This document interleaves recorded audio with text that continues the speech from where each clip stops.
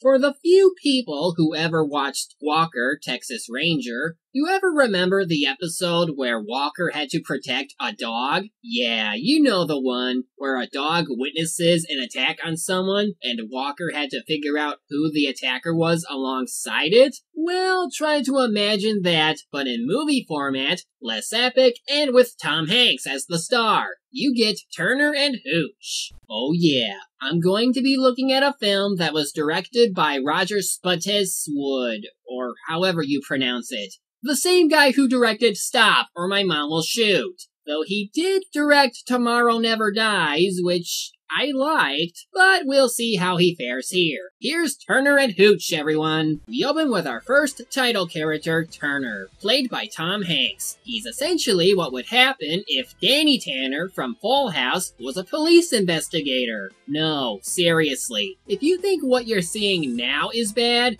just wait. We then cut to City Hall, where we see, holy cow, it's Carl Winslow! Anyway, David here is going to take Turner's place, as he's going to transfer soon. Felonies, you know, in there. Hey, plenty of room in there. Why do you think I'm legal? Call sometime today on the radio? Call you? About what? I don't know, make something up. I'm beginning to think the damn thing's busted. Police officer, out of my way! Morning. Morning, Petey. Dave! And there goes the forced Tom Hanks yell. Take a shot every time he yells like that. What? Seatbelt, seatbelt, seatbelt. It's the law. Dude, you're speaking to Carl Winslow. He is the law. And wow, even before Family Matters, he's still a cow. Life is funny that way. I mean, I really appreciate you showing me the ropes this week. Letting me ride around in your nice, clean car and treating me like a full-fledged detective. Investigator. Whatever. But Scott, when are you going to learn to relax? I'm relaxed. I'm not talking about the small R. I'm talking about the big R. Well, there's the setup. Turner is too stuck up to take things easy, so it's only a matter of time before our other title character shows up to ruin and/or improve his already boring life. So they stop by the docks to meet a couple people, including one guy we're about to see, and, after more of Tom Hanks yelling, of course, we get the epic introduction to Hooch.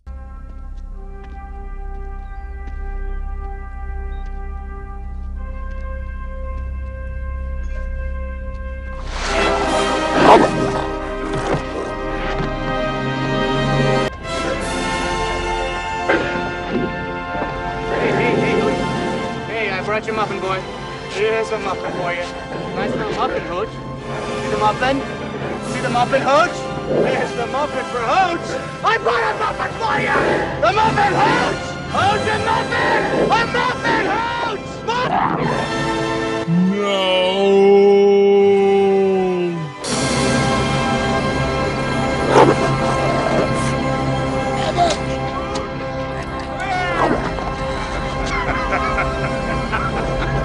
Oh, that was funny, actually. Look forward to a nice quiet cup of coffee, but now I'm awake!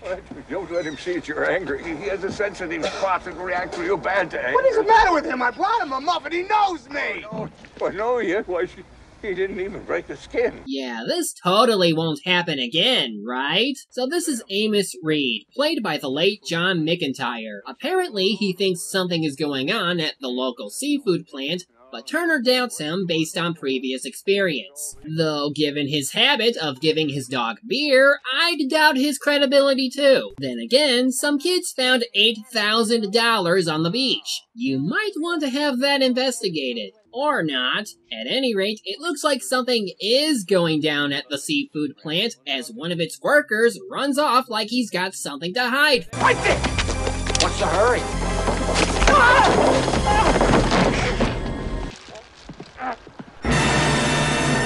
So, yep, Walter Boyette, that Turner met earlier, is actually a bad guy. It seems whatever illegal operation he runs is making so much money that one of his own would steal it. Now, even though this is a comedy film, it still has the standard crime drama we can expect. And we have the pleasure of hearing a guy's throat get cut.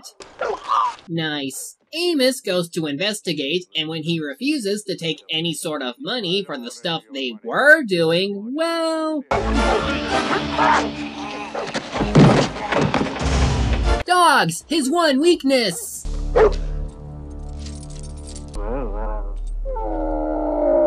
So Turner and David hear about what's happened and go to investigate. Nobody heard or saw anything. Seafood workers spotted the body. You ever investigate a murder before? Are you kidding?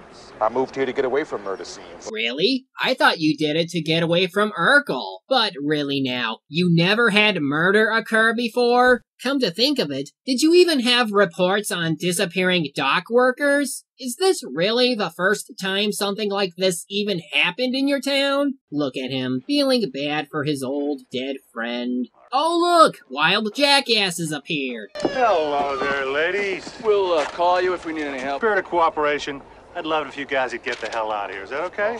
The pier is our jurisdiction, guys. Yeah, but the entire county's the sheriff's jurisdiction. You know that. This is police work, not a lost bicycle. A-S-S-H-O-L-E. Everybody, A-S-S-H-O-L-E. So even though Turner is leaving soon and David is too inexperienced to work on the case, bullcrap, Turner convinces Chief Howard to let him investigate the murder. As for Hooch, well, Animal Control tries to deal with him, but have a bit of trouble. I suck at this! This dog's nuts. We're gonna have to shoot him. Hey, you're not gonna shoot this dog. He's the closest thing we have to a witness. Oh, yeah? You think you can handle him? You're nuts. Yeah, well, I bet you've never caught a dog in your whole life. What now? So now Turner has to find a way to get Hooch into his car. But how do you control a dog that by this point should be shot for being so uncontrollable? Think about it.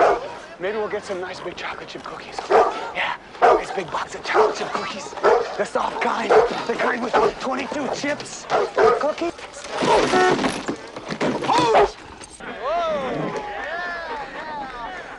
Oh, now that's just odd. Walking the dog from inside the car? You know, he's lucky that he doesn't go off on a rampage like earlier and get run down by traffic. Then again, they are being escorted. But uh-oh, wacky hijinks! Why is it always the collies they go after? I'll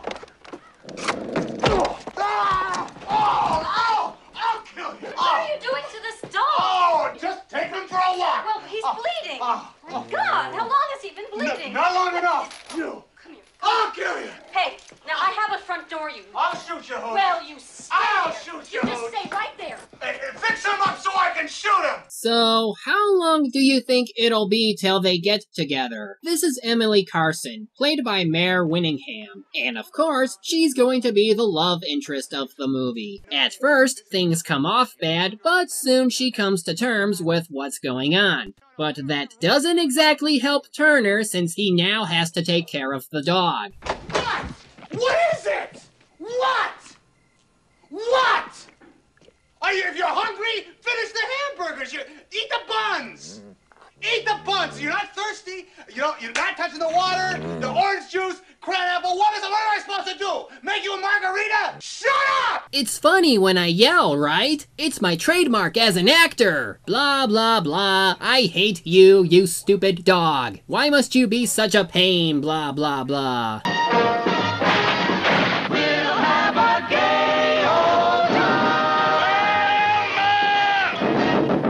So he finally starts getting some control over Hooch and tries to teach him the rules.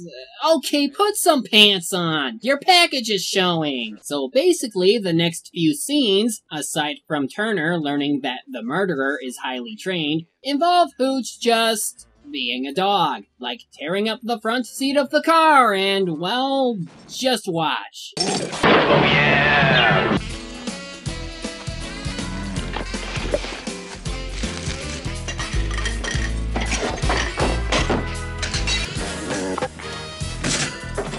You know, with the way things are going and the type of music that's playing, it almost feels like a sitcom. Yeah, a sitcom turned movie. About a dog whose owner is murdered and starts living with the friend and is ruining his life. Humor-wise, it's just slight cracks at how the dog behaves, while Turner is like, duh, what should I get him? It's like, dude, you're a dog owner now. Time to live like one and buy the heaviest bag.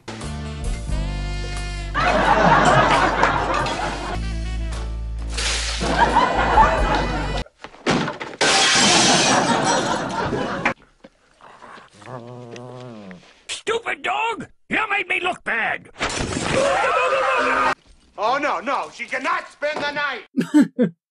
Okay, but quick question. When are we going to get back to the plot? It's an hour-and-a-half movie, I know, but your short moments of laughter can only go so far. So he tries to leave Hooch with Emily, only to be pulled in by her to fix a fuse box. And wow, even in someone else's home, you're still stingy about cleaning? Well, anyway, it's time for character development. Big town, you're anonymous, you make your mistakes, who sees it? Who cares? Small town, you gotta look everybody right in the eye. Well, there's a lot more to it than that. Well, that's true. You'll probably have better luck with women. Well, you're better off here. It's a wonderful town to raise kids in. No, I don't have kids. Well, I want 5 kids. You got a dad, man. You got a dad picking up for these 5 kids? No. Yet? No? Not yet. This relationship is coming off a little bland, although I think this next exchange makes up for it. Well, you see, I'm starting to like you, and if we go on a walk, I'm just going to like you even more. And then one day we might even end up in love, and everything will go along fine for a while, but then one day, bang, you're going to call me a selfish, compulsive bastard, and you're going to pull your hair out, and you're going to scream, and you're going to say you never want to see me again because I drive you crazy, and I'm left shattered. Now, who needs that? Good night. You summed up the problems with your character right there, but she don't care. Oh, come on. He at least got you a girl. What, do you really think that will hold him?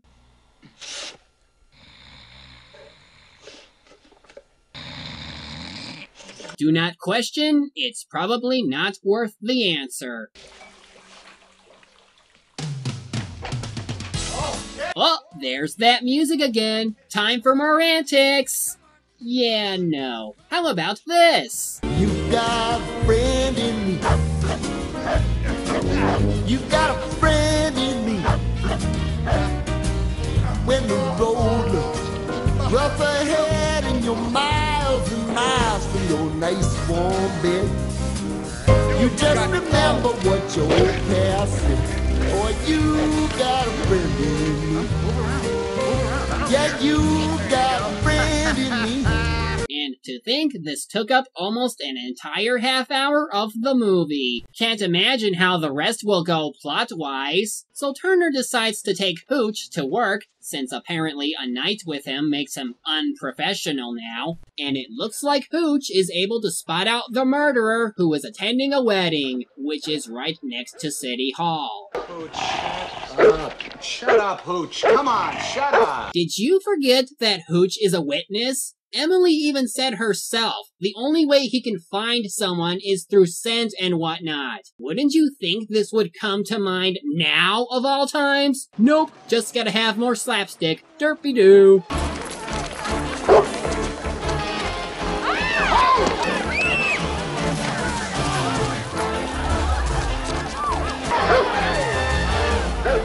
Oh, now he gets it. After a short car chase, which doesn't go far, they figure out the guy they were chasing, Zach, was an ex-Marine with previous arrests. They then believe that the murder was done as a cover-up, and the last thing Amos complained about was the activity from the seafood plant. So they think they're doing some kind of drug operation, but of course they have to go through procedure before anything else can be done. So, more Turner and Hooch time. You're thinking about Amos? Huh? You must miss him. Yeah, well, I forget sometimes that this must be pretty hard on you. Everything's so different. You and I got off to a pretty bad start, and my place isn't exactly a rusty shack filled with junk, but not yet anyway. You can keep working on it. Yeah, just remember though, you're going to have to pay for all of his food bills from now on. Oh, and you still have to pay for replacements on your stereo and junk. So they begin their investigation on the plant, only to find nothing. So it's back to square one. Then we have another romance scene. How far did you get? Well, I got to unbutton the top button of your blouse. I got a lot farther than that. I didn't know there was so farther. Well, you have to use your imagination. Well, that's got to be illegal. Probably is. While it's nice that he's doing that relaxing David mentioned earlier, the relationship here, I'm sorry, it's just not that interesting. She's not in this enough to where I can believe that she would be so willing to fall for the obsessive-compulsive guy and already be at first base. Of course, that's what happens when you spend most of the movie with Hooch. Oh, is this leading to sexy time? Meh, close enough. But he does realize that the people at the plant weren't bringing anything in at the time, so he decides to have a stakeout with Hooch. Yeah, bad idea much? That's good.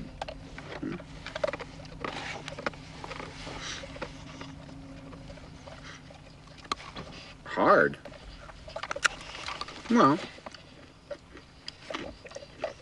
it's not bad.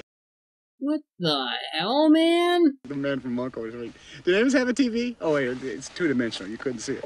It was these chimps, and they were supposed to be spies, and they were dressed up in suits and stuff, and they'd wear hats and smoke cigarettes. 4 minutes of nothing but joking around, and only 25 minutes left in the movie. I feel like it's been forever, and yet not much happened. The plot is moving slower than in Madagascar. Anyway, David joins in on their next investigation as they use Hooch to sniff down traces of money, like the one found on the beach. And sure enough, they find a connection. And believe it or not, this is where the plot picks up. Know him? Never seen him. Yes, I'm just gonna have to shoot you in the leg. Sure you You almost shot me! Oh, so now he's starting to act on his own initiative. Came out of nowhere considering we didn't know much about his and Amos's relationship. Gun on the counter. Is that Gregory? I believe so. Go out here and turn left. Slow down. Careful, look out! And that's why you always wear a seatbelt, so you don't end up like that guy. So they interrogate Zach and find out that Boyette's been smuggling money in and out of the country, using the plant as a cover. After getting Chief Howard to come help, they infiltrate the plant to look for him, and as it turns out, Howard was in on the whole thing. Now it makes sense. No wonder the town was so quiet. The police were in on the whole thing. Well, maybe just him. This small town where nothing ever happens. Built-in police protection. I even know how you're doing it. No! Well, that's one way of saying frozen assets. Am I right? Okay. So it looks like the climax, as Turner has to deal with both Howard and Boyette through a game of cat and mouse. Hooch joins in on the fun, so it's cat, dog, and mouse.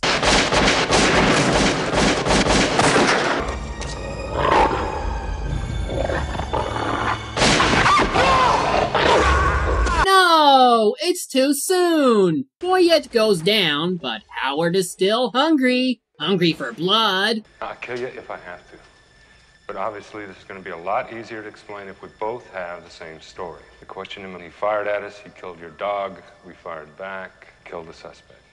Congratulations. You solved the case. Or you could just kill him and say otherwise. So yeah, he basically learned about the whole operation long ago, but never stopped because money. So Hooch, with whatever energy he has left, bites him in the leg, allowing for a struggle, and oh, he's dead. Case closed. Hold on, Chief. Hold on, boy. Come on, boy. Come on now. Good. I'm sorry.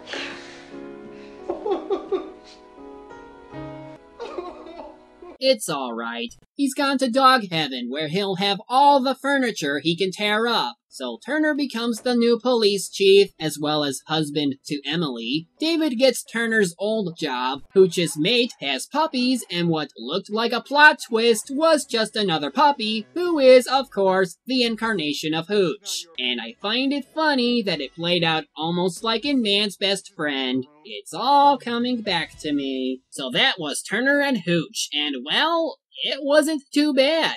I mean, I had plenty of fun with this, but man, for a comedy crime drama, there really wasn't a whole lot of it. Most of the movie revolves around the comedic character development between the two title characters, which is good, but it takes up way too much of the film, and doesn't allow a whole lot of plot. And even then, the laughs are mostly mischief caused by the dog and how Turner suffers from it. The acting is there, but Tom tends to overact at times, more so when he's doing that yell of his. Some of the side characters could have used more time, and the writing itself could have been better. Maybe put more of the plot and comedy together instead of separating it into their own acts. Also, given the music choice, it felt like it really could have been its own sitcom. For what it's worth, it can be funny, just not the best way possible. If you're curious, like Tom Hanks and or a dog lover, I think you'll enjoy this film. I'm the Media Hunter. Media's my prey, and reviewing them my way.